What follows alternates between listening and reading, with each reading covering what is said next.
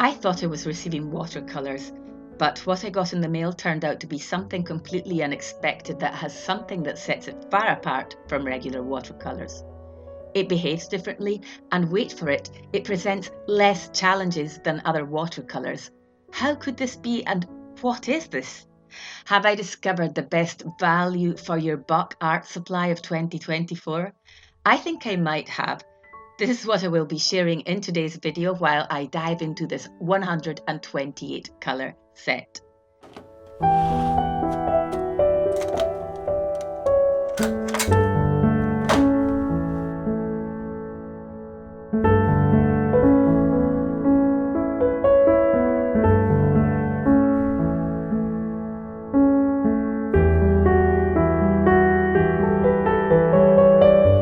By the way, I'm Fiona Di Pinto and this is Drawings in a Drawer. On this channel we talk about everything watercolour and art related. So if that is something that piques your interest, be sure to click on that notification bell so you won't miss any of my videos. And now, let's take a look at these 128 very unusual watercolours.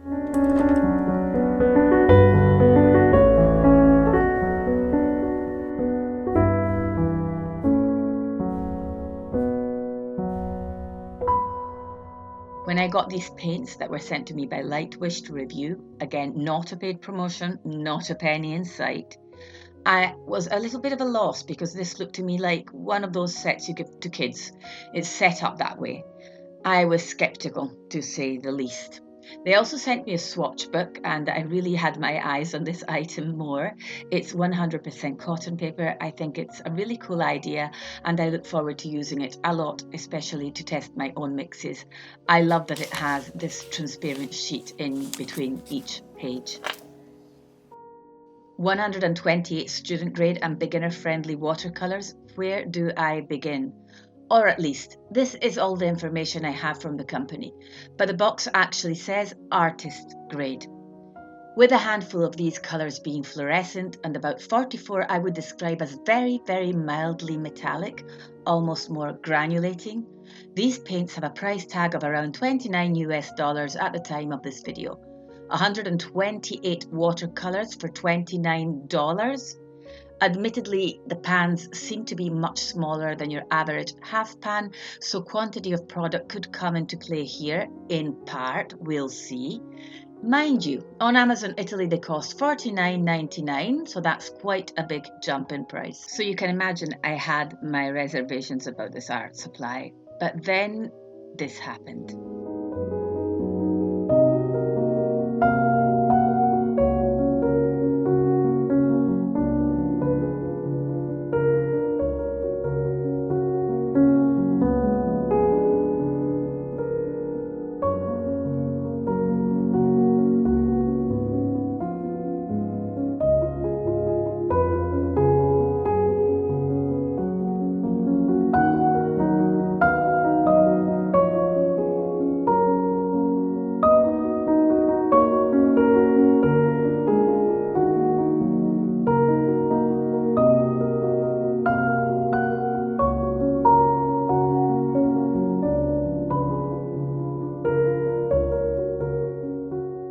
But let's go back to the beginning to understand the what and why of these unusual watercolours.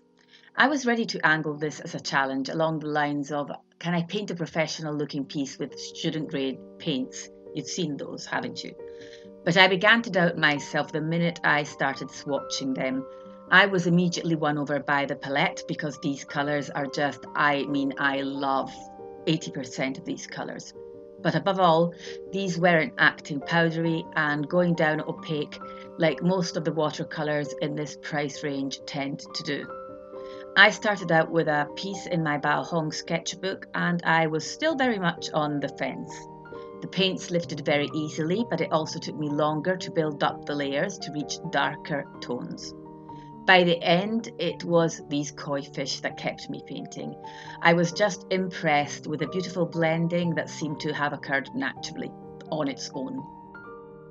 I also really like the effects I achieved with watercolour up to the left-hand side by her head. I'm always trying to achieve that effect when painting with watercolour, and either it's an accident or I have a really hard time achieving it. So I thought, why not whip out some of my go-to paper, which is Winsor & Newton hot press paper, and test these watercolours on there, and so I can give a 360-degree opinion of what I think about these so-called watercolours and how they behave. And was I in for a surprise?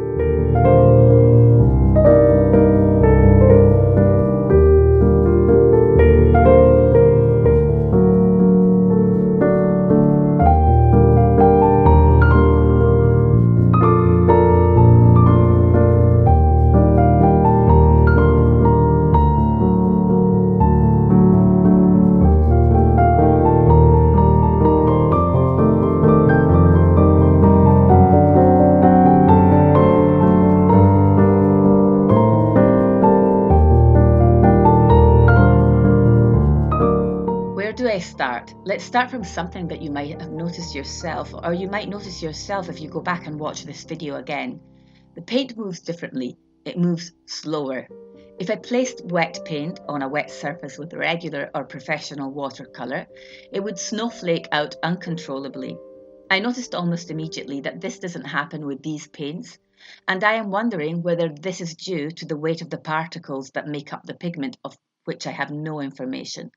These particles might be larger, making it harder for the water to transport them.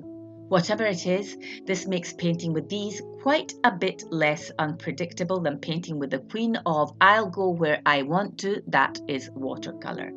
It's more easily tamed. But don't jump in and buy these for a child. Remember, all watercolour can be toxic if ingested. Just think of the cadmium in cadmium red. That applies to all watercolours unless differently specified.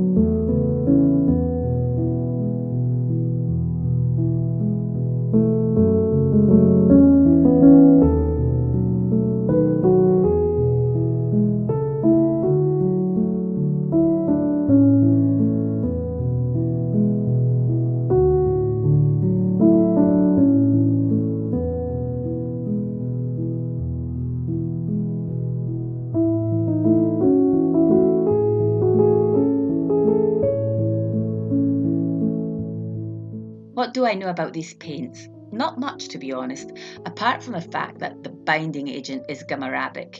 I know that the cheap watercolours sometimes have filler in them, like chalk, to compensate for the lack of pigment, i.e. the manufacturer uses less pigment to make the art supply more affordable, or they use pigment that is cheaper and hence lower in quality. This means that very often chalk kind of helps to bulk things up. But wouldn't chalk make them opaque? Some seem to be pastel and they remind me a little of White Knight's pastel selection. So I thought, could it be possible that it's charcoal? This might be complete and utter nonsense, but the way these work, the way they behave, the way I can describe them better, even though I don't think I have ever used it, is water-soluble charcoal.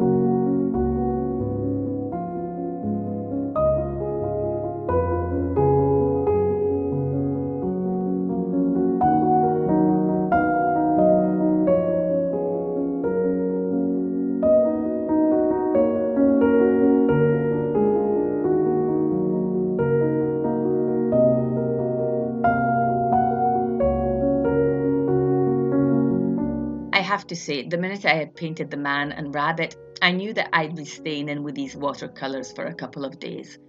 Some things I was seeing, some things I am achieving are things I have been trying to obtain with watercolour for years, like the completely seamless blending, but the easiness in achieving blooms as well just by directing them with my brush. The style is also slightly more illustrative, which is something I've also been wanting to look into. It's like a never-ending chase. With these, I was able to really experiment and play around. I didn't end up using all 128 colours, but I'm sure I must have used at least 80 of them. And colours such as peach red, grape purple, teal blue, and Yale green were just some, together with the fluorescent pink and orange I enjoy using here and there, in the rabbit's ear especially. Really made me think that this is the most fun, most valuable art supply I have come across in 2024. And it may not be valuable as in these are not professional paints, but it's valuable in the sense that if you, like me, are a bit of a crazy art supply nerd, let me point you in this direction, especially if you like water-soluble media.